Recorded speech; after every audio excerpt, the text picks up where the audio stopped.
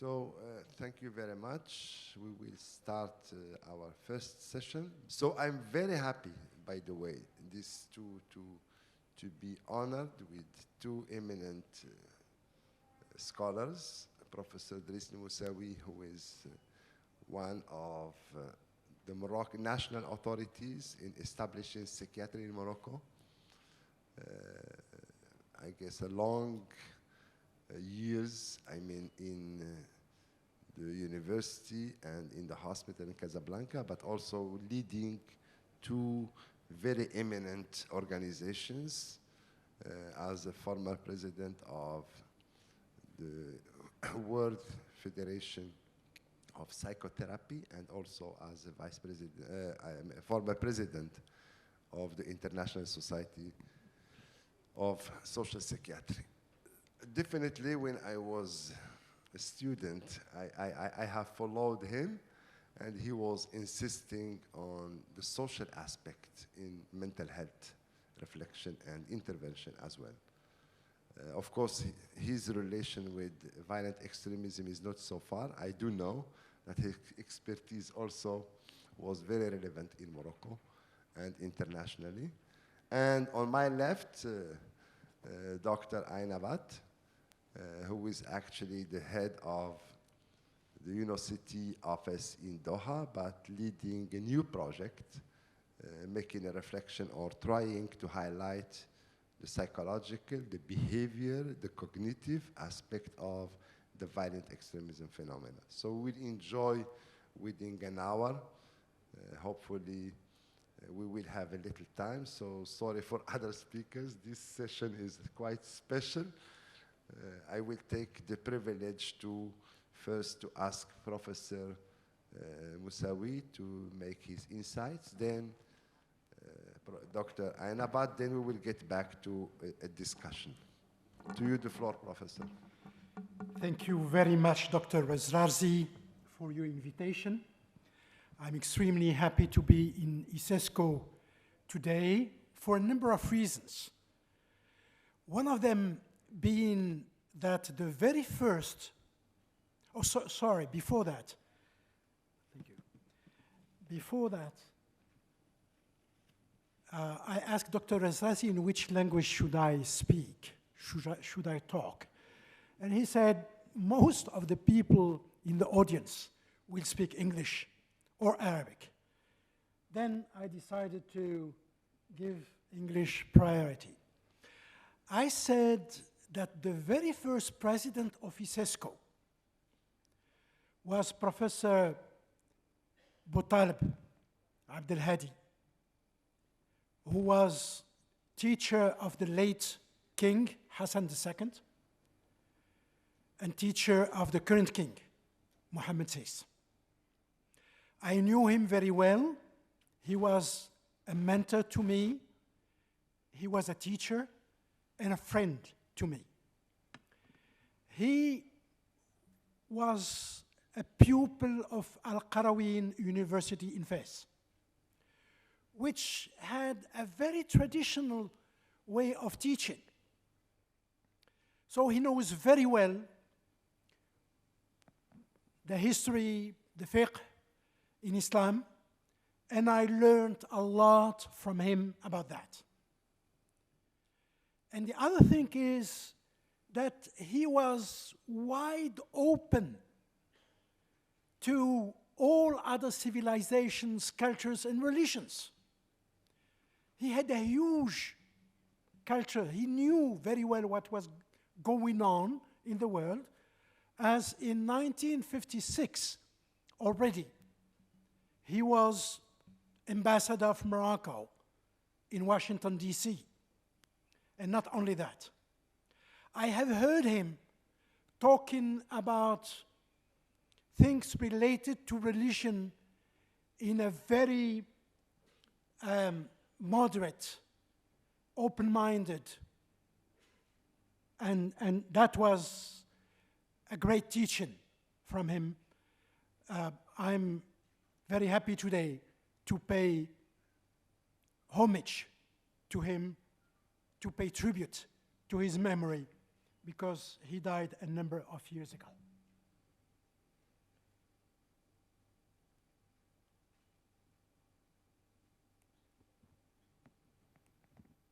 Okay. Does it work? No, it doesn't work. Yes. Recruits, if I may, yes. Recruits, when it comes to terrorism, to violent extremism, is made among the most vulnerable, the most fragile, and the most disturbed people. Economically, socially poor people, but not only that, mentally as well. Many of those who become extremists from the religious point of view, I have seen about 50 to 60% of them used drugs, were violent in their family, in the street, in the neighborhood, and religion was far away from their minds. And the interesting thing is that in few hours, these people change, are transformed completely from villain people, I would say, I mean, delinquent people, to people who are extremely, excessively religious, but accompanying that also with violence and aggression. I would like to say here that many of these people are desperate. Many of these people are depressed. Many of them are suicidal. And now I would like to say something that happened in Morocco in 2007 when we finished a very large epidemiological study in a representative sample of the general population. That was about 6,000 people. And we found that 26% of the whole sample had depression. I'm talking about people 15 years old and more, and plus. And 16% of them had suicidal thoughts and ideas. 16%. This is important if we compare that to a study that was conducted in 2015, showing that a number of terrorists who were in prison, in jail, that was in Syria, Iraq, and so on, that were studied, showed that among Moroccans, 16% of them had suicidal ideation, plus the following comment, which is, you are fond of your life, we are fond of death. And when they die, they want to kill others with them. And there was something before, you went too quick for my presentation.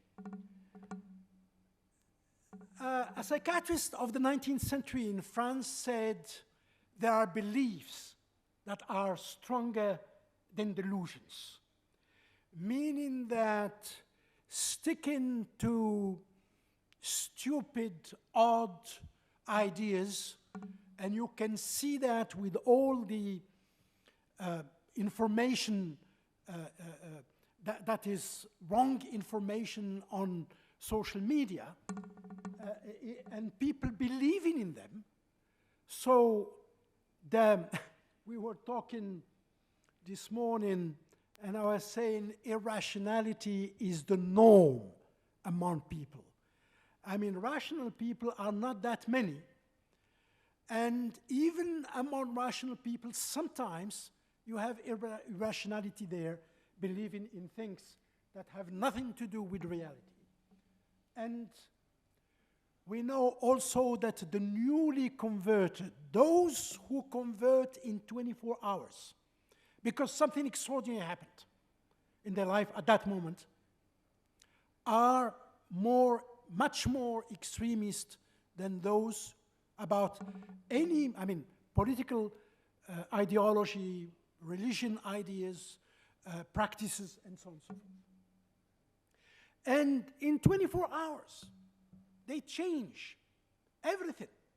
Clothes, the way they eat, the way they behave, in the gesture, and it becomes a caricature of religious discourse or behavior. And the interesting thing is that, and for me the best metaphor is infectious disease. It contaminates others. And you have a snowball effect towards younger potential recruits in the same street, in the same neighborhood, in the same city. And when they go into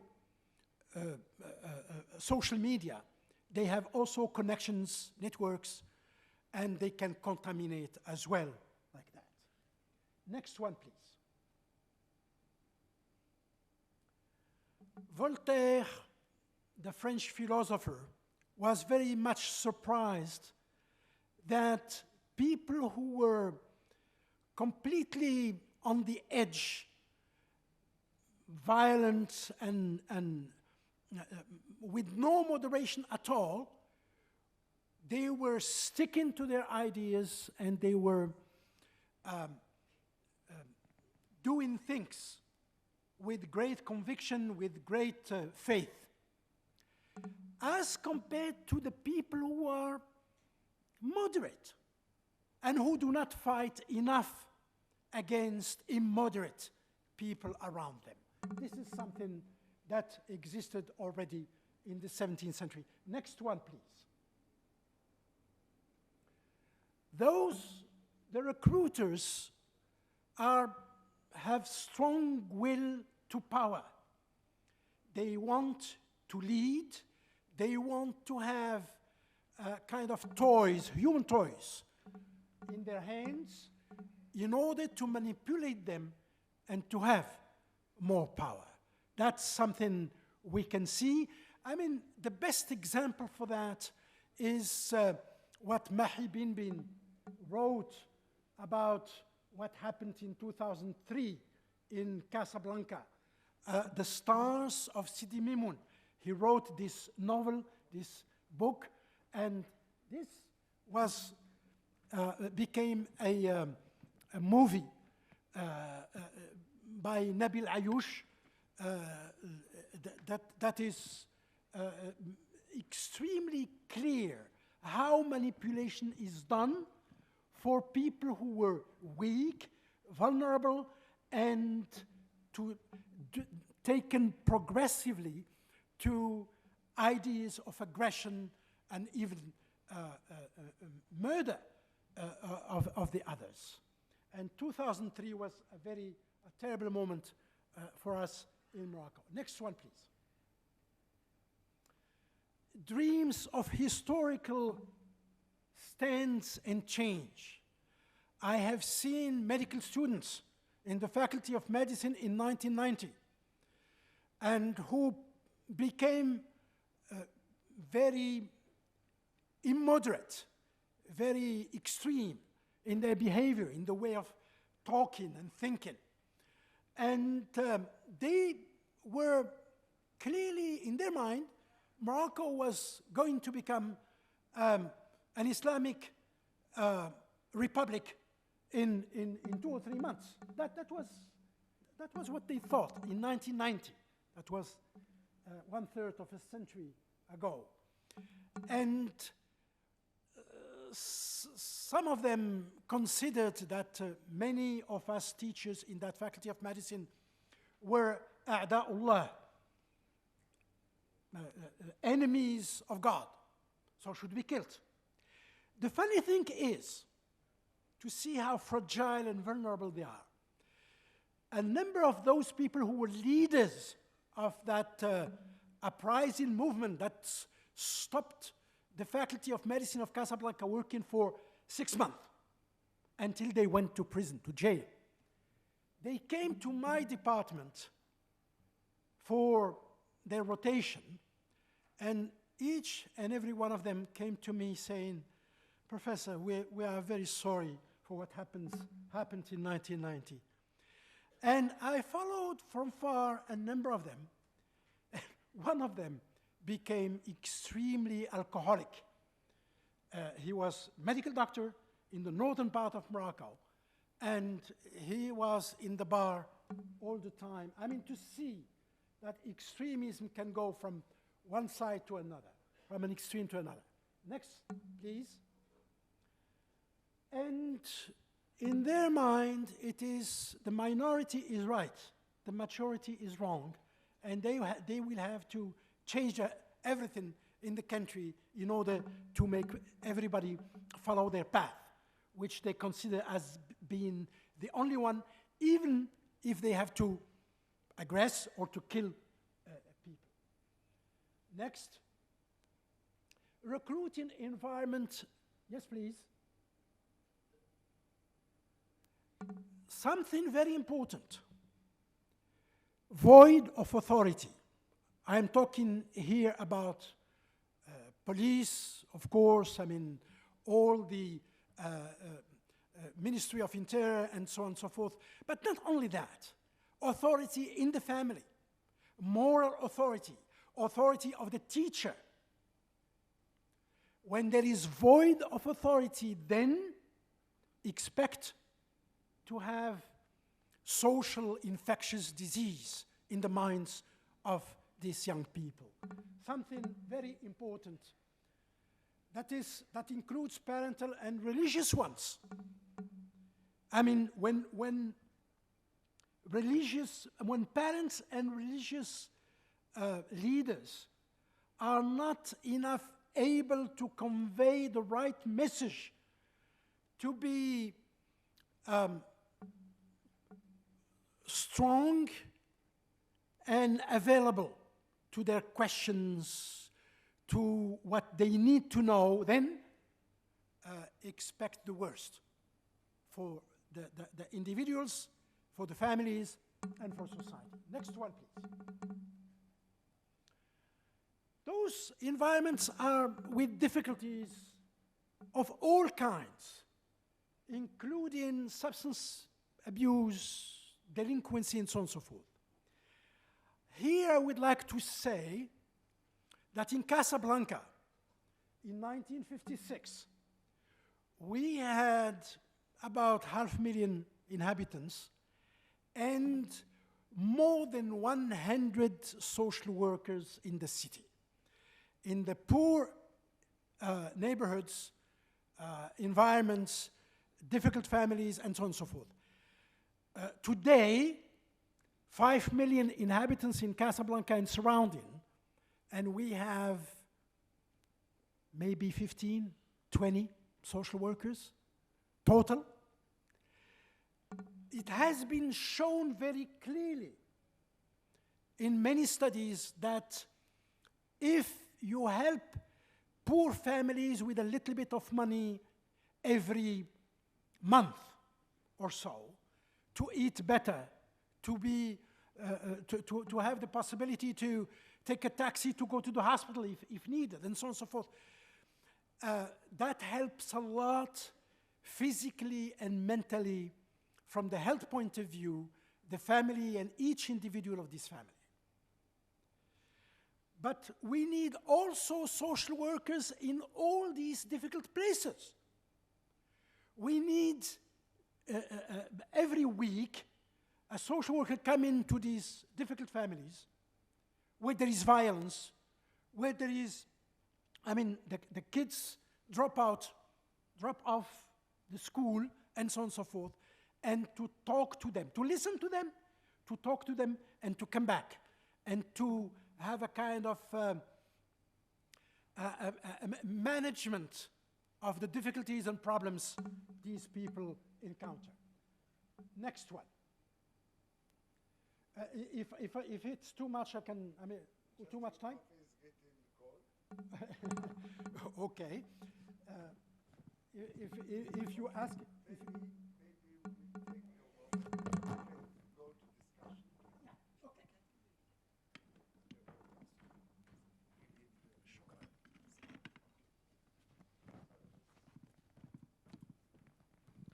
I will switch to you. If you can provide us with insight, maybe in 10 minutes, then I would like to discuss with you, because this topic of psychological aspect is less, how we say, discussed in most of the forums I have attended, more than 120 all over the world, and it's a chance to share with colleagues here in Morocco and within the UNESCO also, this topic. Please, to you the floor. Yes, please.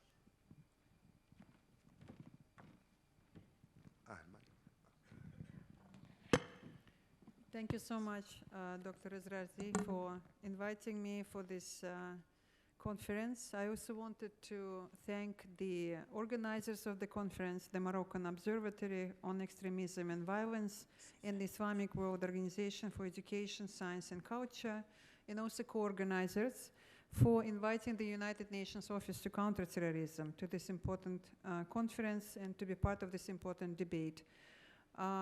The Kingdom of Morocco and its counterterrorism community of experts and strategy leaders are important partners of the UN and of OCT, UNOCT, especially in capacity building initiatives. My colleague who represents OCT in the country, the head of the program office, spoke about these initiatives. It's indeed a pleasure for me to participate in this gathering, to also discuss the key trends in the world, latest studies, practices in order to be able to better counter the threat of terrorism and violent extremism. I'd like to take a chance to speak a bit about the program that I'm representing in the office. Less than 3 years ago, the OCT, with generous support of the State of Qatar, established the International Hub on Behavioral Insights to Counter Terrorism. And I'm honored to address you on behalf of my team today. The mission of the hub is very deeply rooted in exploring the human elements that drive violent extremism. So the rationale for the establishing of the whole approach using of behavioral insights to counterterrorism and the dedicated global program, which, by the way, is still the one and of its kind that exists in the international, in the UN system organizations, it's actually recognizing the limitations of traditional approaches to preventing and countering violent extremism and the potential of behavioral insights to provide new explanations and solutions. The relevance and the unique value that behavioral science bring to the field of PCV cannot be underestimated. Many of you, those who work in the CT field, they also know that the traditional approaches to PCV have predominantly centered around addressing violent ideologies only.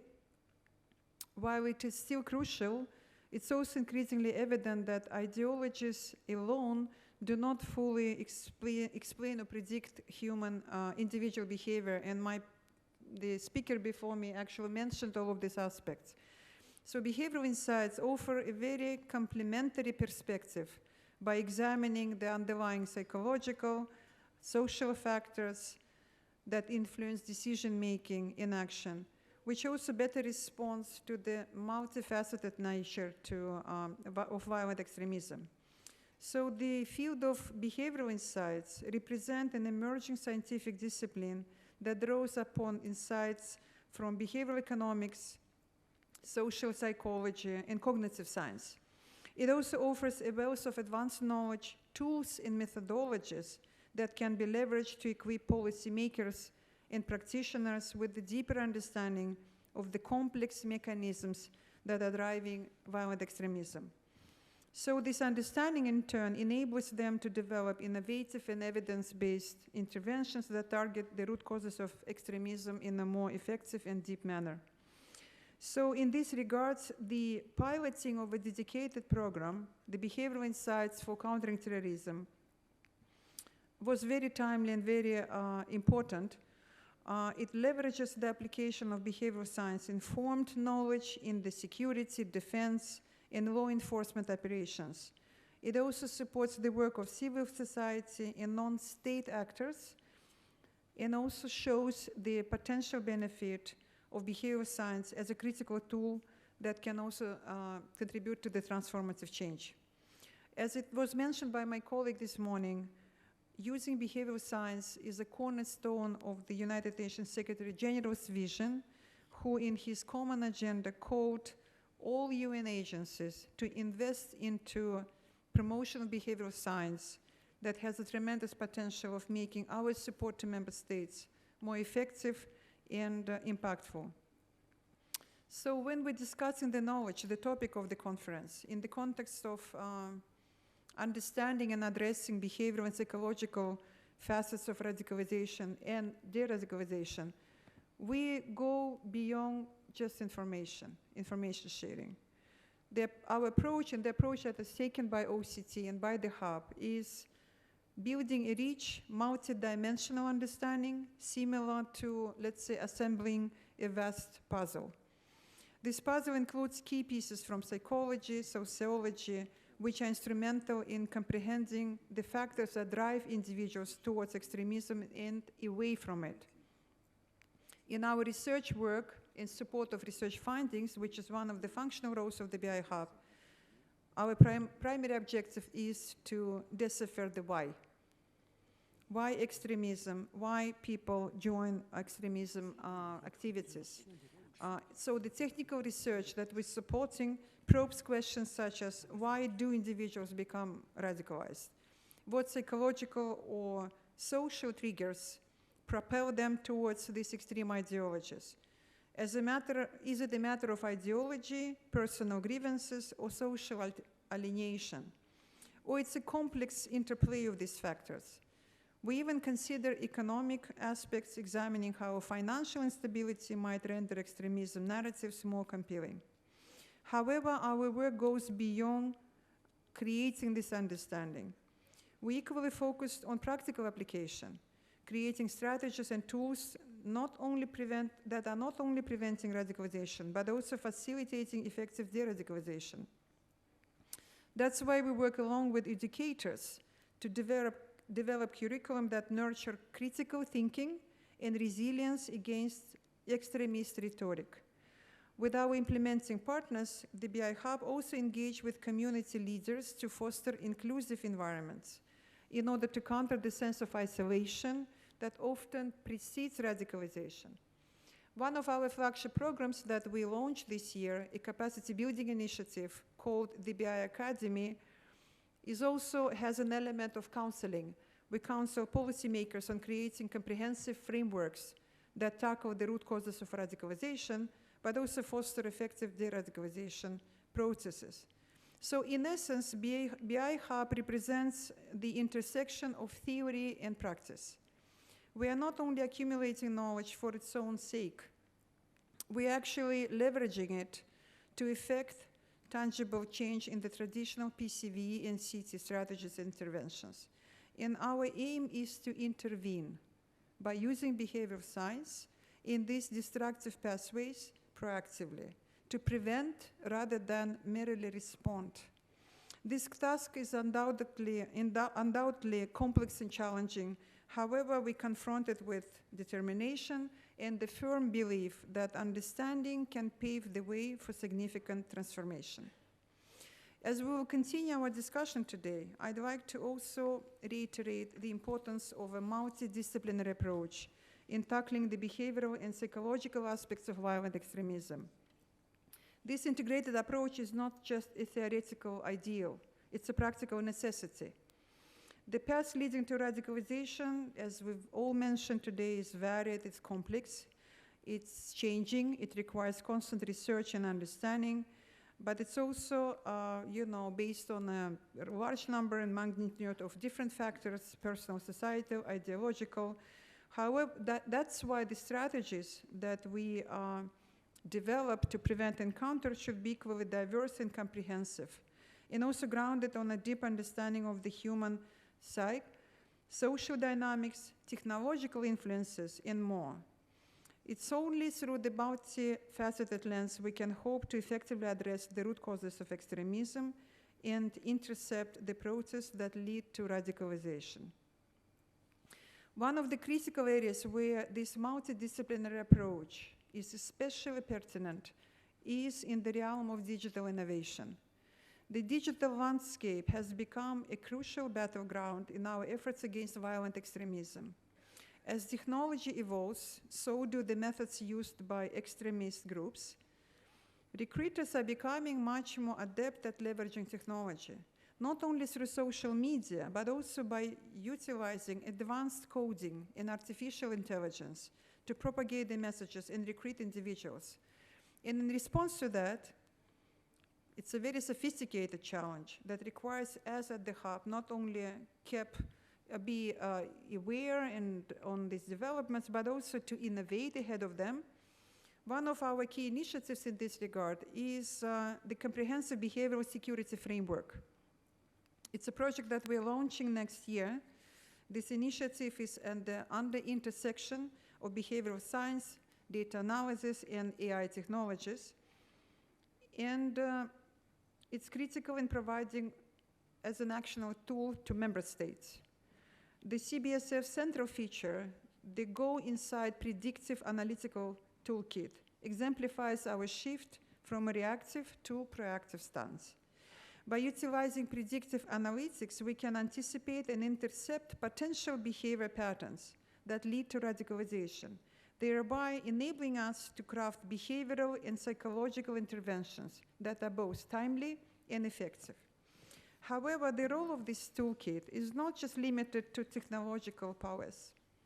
It embodies a holistic approach that balances cutting-edge technology with ethical, culturally sensitive, and globally informed methodologies. It also has a feature of creating a risk assessment that aim to inform policies that address not just the manifestation of radicalization, but the root psychological and behavioral causes. So furthermore, the development of an extensive training modules and continuous monitoring systems will ensure that our strategies are adaptable and responsive to the rationale of establishing, to the evolving nature of extremist tactics. As we are now progressing to the next phase of our work, our focus will be on enhancing and operationalizing this tool. This is one of the examples of the work of the Hub. We also feel that in this rapidly changing digital arena, that also presents new challenges. At the same time, it presents new opportunities for us to innovate and stay ahead of our counter-extremism strategies. One of the other projects that I wanted to mention before we go into the discussion is a comprehensive compendium of best practices in behavioral security. We know that behavioral science has been used by few countries, organizations. Unfortunately, there is a very limited information about which of these practices are really good practices, whether they've been based on evidence, measured, analyzed. Can they be replicated in other countries? Can they be intuitive and flexible enough to be tuned into specific context? So one of the projects that BI Hub is working on is developing a comprehensive compendium of best practices. This will be a package that can be used as a reference, which will offer a compilation of strategies and approaches that are at the forefront of behavioral and psychological research in countering extremism. Developed through international cooperation, collaborative effort, this compendium of practices will provide also a foundation for ethical guidelines and policy recommendations, and will set a benchmark for global standards and best practices in behavioral security. And I also wanted to mention, before I conclude, that the importance of education. My colleague, Carlos, spoke this morning, and he mentioned that education through the capacity building is important. We believe in that. It's one of the main roles of the BI Hub. As I mentioned, we've launched the Behavioral Insights Academy this year, and we're planning to continue with this project. And the Academy provided a comprehensive set of modules that encompass behavioral economics, psychology, social psychology, and also offers a mentoring program, basically demonstrating our commitment as an UNOCT to stay in touch with our community of practitioners, those who received the training, and help them to apply it in their practical work. Thank you.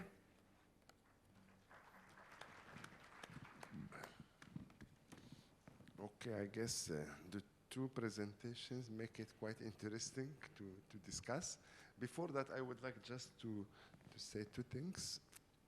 First, I should mention that in Morocco, we did have a wonderful experience a few years ago, even more than a decade, by UNODC, who was the first highlighting the psychological aspect vis-à-vis the crime.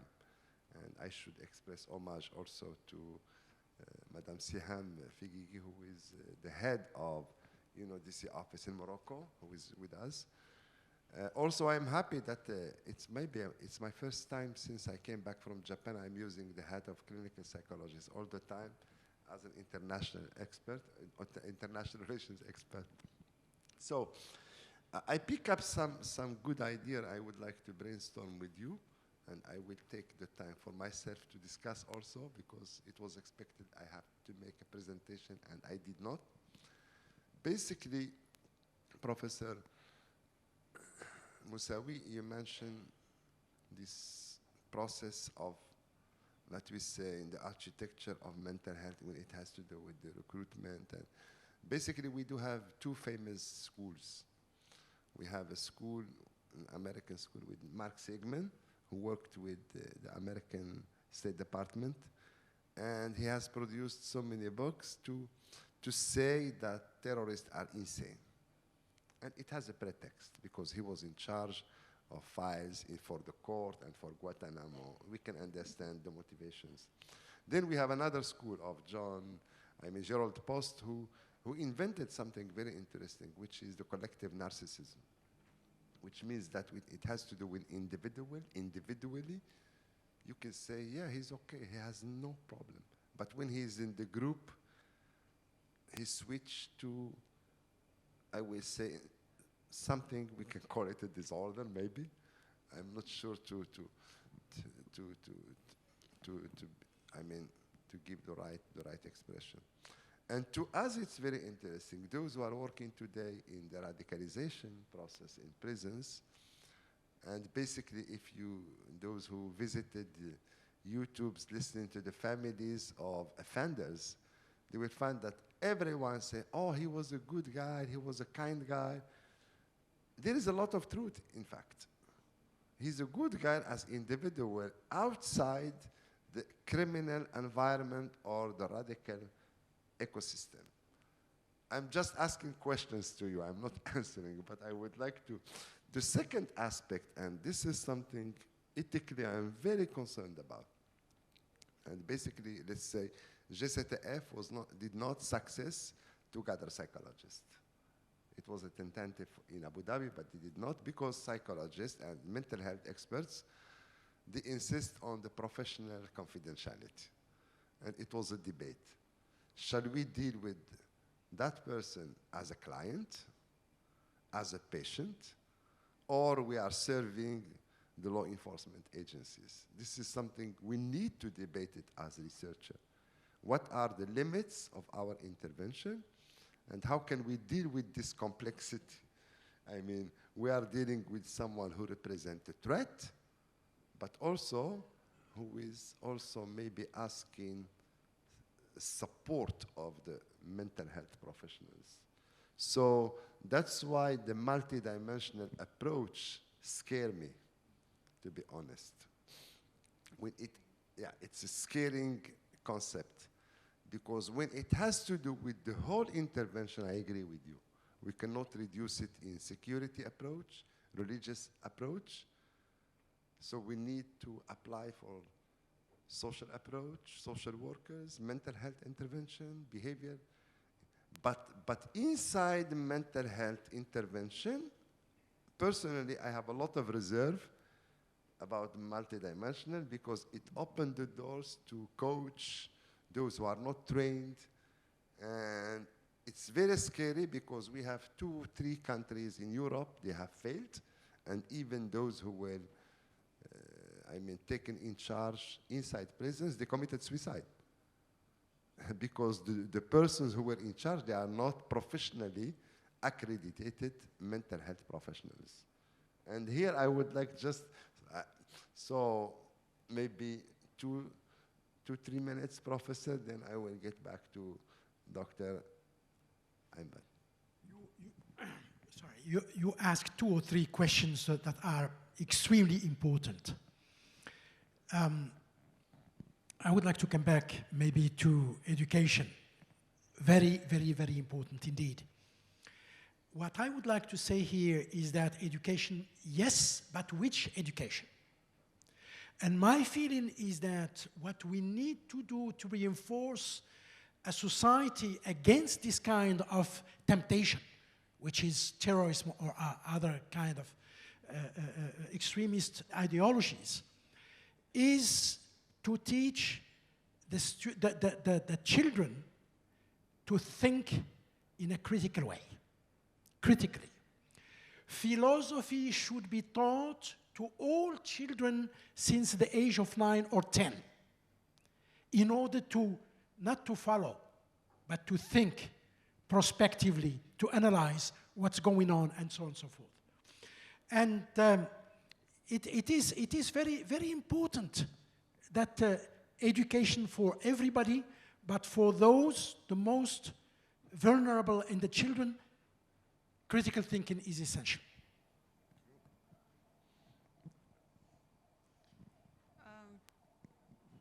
Thanks so much for all of these questions. I think we should leave it to the community of psychologists to do their work properly. But one thing is I will definitely echo the importance of education. And that's why I mentioned Behavioral Insights Academy, because the program of the Academy is the first iteration of the Academy that we launched. Has 3 elements: mental health, behavioral economics, and social psychology. And our group of experts, and by the way, this afternoon one of them will be the panel, so I hope everyone will stay and listen, though it's going to be after lunch. Josh Martin, he will talk about the elements of the Academy. But we, in designing this curriculum, we try to answer, at least to put together those knowledge that should be helpful in order not to make a wrong step, whether it's law enforcement, social workers, civil society organizations, or those from the CT field, counterterrorism functions that are representing government. That's why the program was designed in a way that it at least explains the underlying reasons that are coming from all 3 areas, right? The mental health, the individual psychology, the social psychology, and the contextual element, which is covered by behavioral economics, that also triggers certain, irrational behavior, as we mentioned. The feedback that we have received from our audience, and we brought together not only security officers, we brought together a very diverse group of people who work in CT, keeping in mind that they have a huge role to play in prevention. And we needed to educate them first, but also help them to design projects that will create opportunities for using this knowledge. The second iteration of the BI Academy will have 2 additional elements. Behavioral insights for preventive diplomacy, and I think this is where diplomats and those who work on conflict resolution, mediation, have a role to play to prevent those things that we've been discussing since this morning. And the second one is behavioral analysis. This is where law enforcement officers, security defense officers should be educated in terms of understanding behavior, preventing certain things. Dealing with communities, we believe that it's also within their role. They have to work at the community level, not only within their direct functional roles, but also helping them to follow ethic and human rights related issues. So those elements that also play as a trigger. If you look at the one of the reports that was issued by UNDP, the talked to more than 1,000 young people in Sahel region, and they checked with them what was the main triggering point for them to join extremist groups. They pointed to security officer, the violence that they experienced from the security officer's part. And this is what changed their mind in terms of what to do next, on the top of all of other issues that they experienced. So behavioral analysis is also, again, I'm coming back to education. The way it's going to be used, of course, it's not within the realms of educators, but we can share the best practices in terms of how this knowledge can be used. Thank you. Yeah, definitely, because to be honest, I followed the project since we take the lead. It's very promoting. I mean, we expect a lot from this new window that we focus on this aspect which was ignored for a long time. So I will not ask another question. I will leave the floor. If there is some, let's say, I will pick up 3 questions. If there is someone in the audience, if not, I will get back to my own.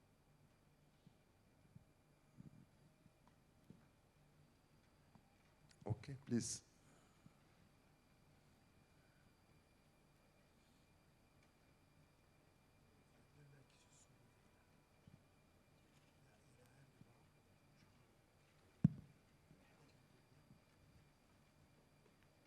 There's no mic. Okay, I can give you mic.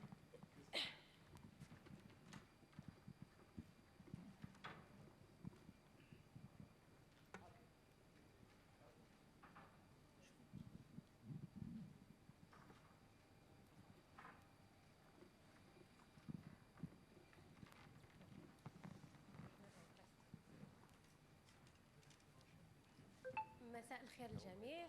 شكر موصول الأستاذ الرزرازي، الأستاذة، شكرا على المداخلة ديالك، الأستاذ المساوي حتى هو.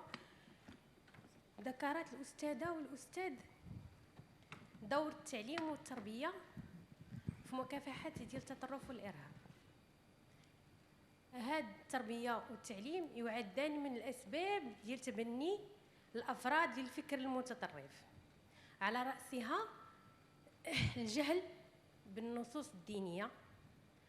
وهذه النصوص الدينية تعمل الجماعات الإرهابية على أدلجة الدين.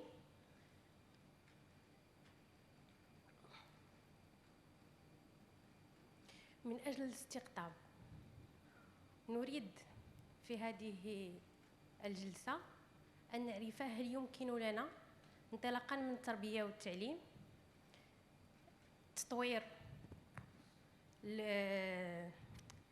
ماذا كان قالها الأستاذ المستوي، التحليل النقدي لامتلاك الأفراد ميكانيزمات النقد من أجل معرفة هل هذا استقطاب أم لا. سؤال آخر نجمعهم. أوكي بليز.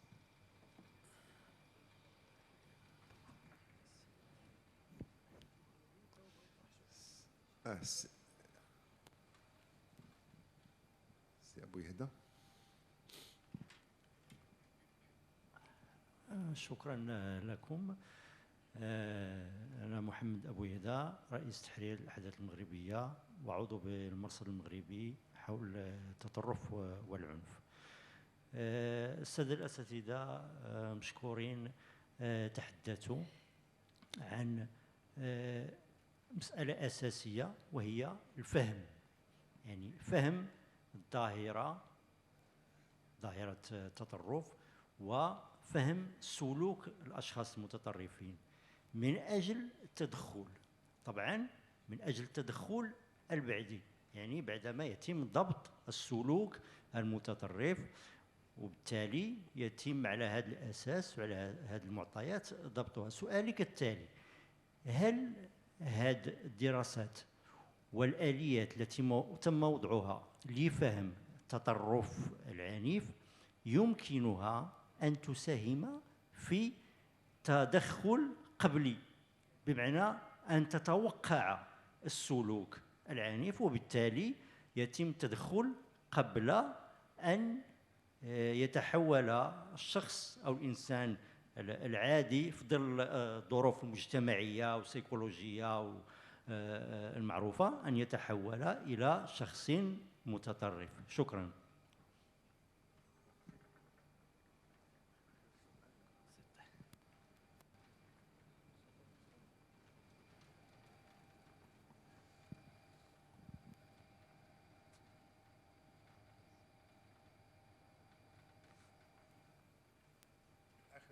سيكون آخر سؤال.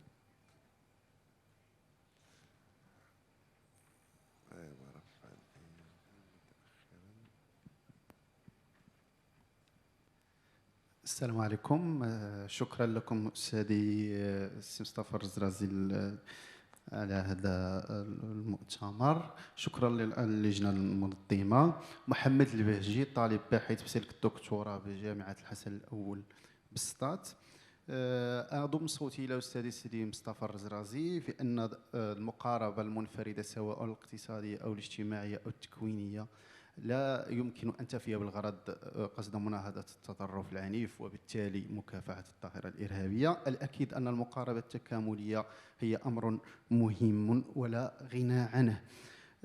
أقول أن التربية هي عامل مهم وعامل وقائي، وكأني أمثلها بتلقيح للفرد في مراحل عمرية مبكرة. سؤالي: ألسنا في حاجة إلى تكوينات وخلق تكوينات متخصصة للمربين ولهيئة وأطر التعليم قصد تمكين النشء من هذا التلقيح؟ شكرا لكم.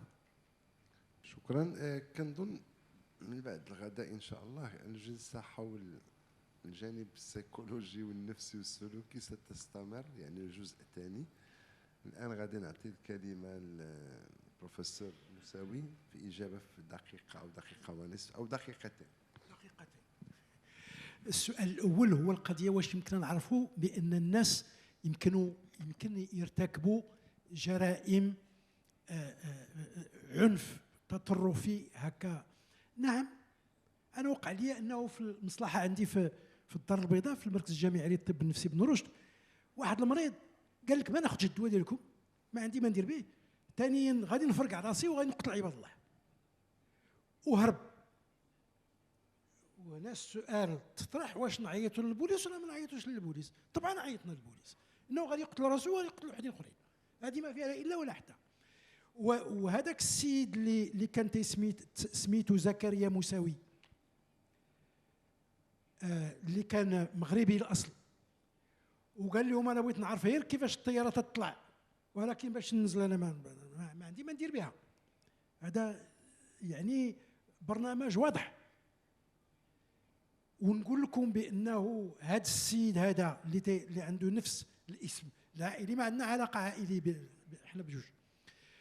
تنعرف الطبيب النفساني في امريكا اللي دار الخبره الطبيه ديالو، وتيقول هذا السيد هذا فصامي 200%، عنده هذيان وعنده كذا الى اخره. السيد مريض عقليا وبغى يطلع في الطياره ويهود يقتل راسه ويقتل الناس اخرين.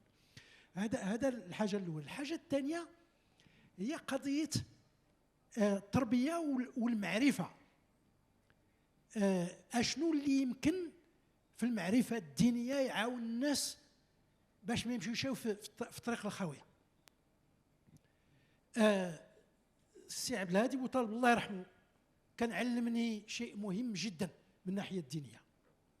هو اولا قال لي، طرح علي السؤال، قال لي: في نظرك شحال من حديث ابو بكر الصديق كان تعرف حفظ عن الرسول؟ الله اعلم. دار حياته كلها معاه جوج ديال الاحاديث، جوج. قال لي: شحال ديال الاحاديث ابو هريره كان يسرد على الرسول عليه السلام؟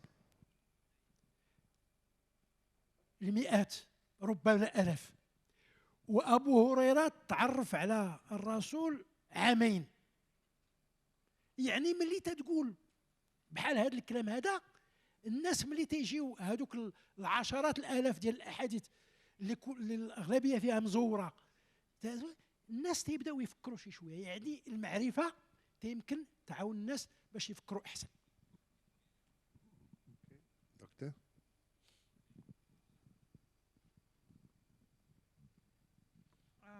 Can you hear me? Yeah. Thanks so much for all of these questions. I think they are very good, valid points raised.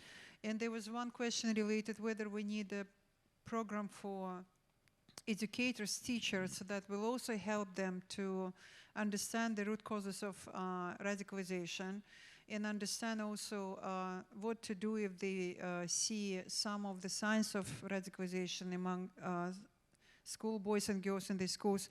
I think this is what the whole of a society approach is proven to be as the most effective.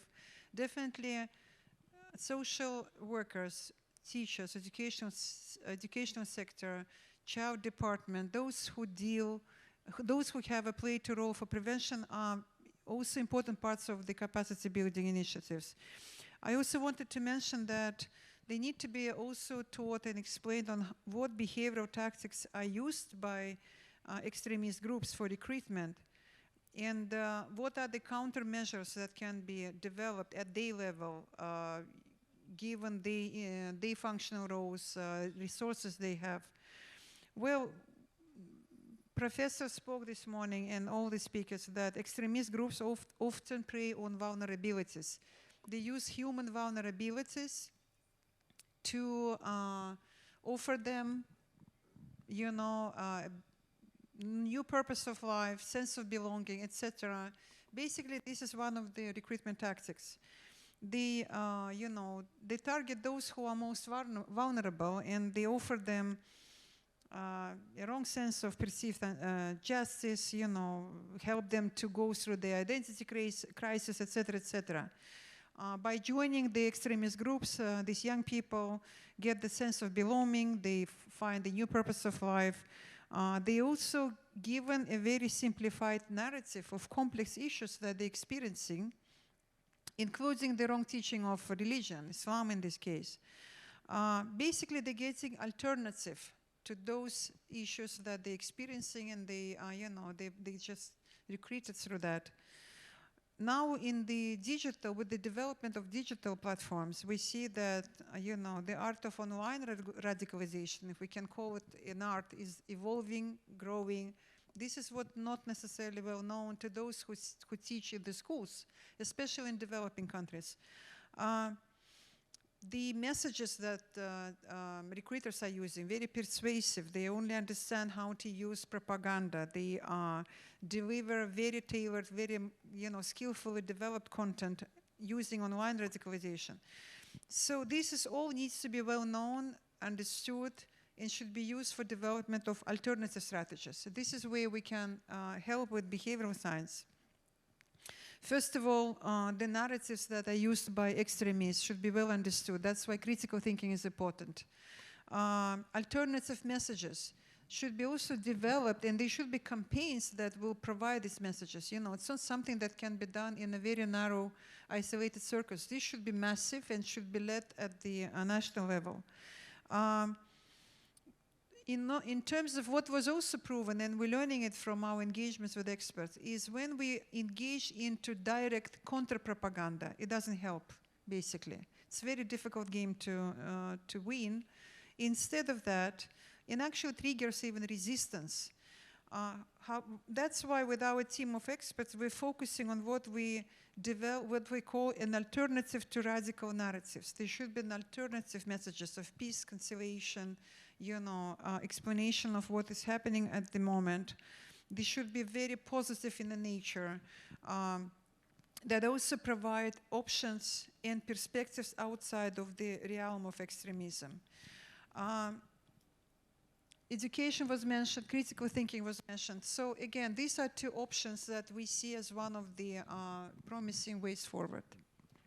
So thank you, Professor. Thank you, Doctor, for this wonderful, and I'm sure that the second part of this, discussion under the chairing of Dr. Riham, who is very experienced I mean, through her work at the Observatory on Violence, countering, I mean, extremism at Azhar.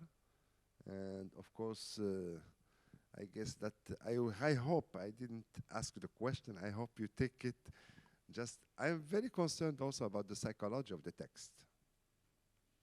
Because there is the psychology of individuals, of groups, of organizations, but also of the text. If we take, for example, حديث الغرباء, بدأ الإسلام غريبا وسيعود غريبا قالوا ما الغرباء يا رسول الله.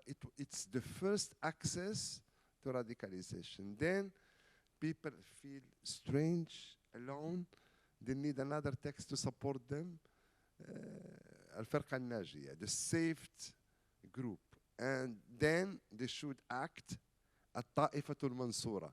So how the text also is supporting the behavior of this community. Definitely, I wish you raise it with our eminent experts in the afternoon, and we invite you to the lunch. Thank you very much.